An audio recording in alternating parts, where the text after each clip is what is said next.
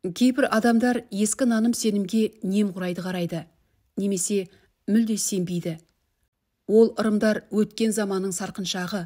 Біз 21 ғасырда өмір сүріп жатырмыз.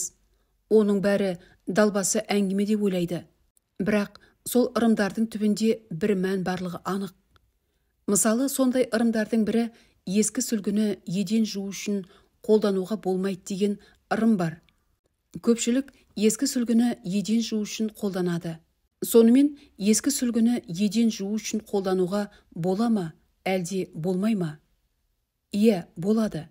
Бірнеше жыл бойы сүртінген сүлгіде біз өз генетикалық және энергетикалық ізімізді қалдырамыз.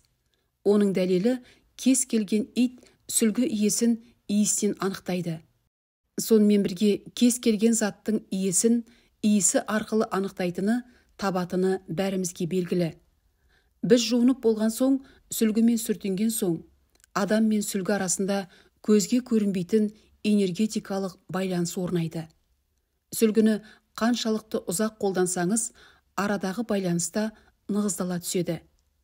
Егер сүлгіні еден жууға немесе басқа да заттарды сүртуде қолдансақ, адам мен сүлгі арасындағы байланыста ластана бастайды.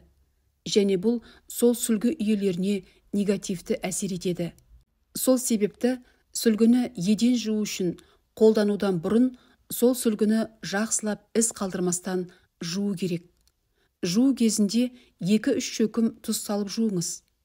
Содан кейін ғана сүлгіні еден жууға немесе басқа да заттарды сүртуге қолдана беріңіз.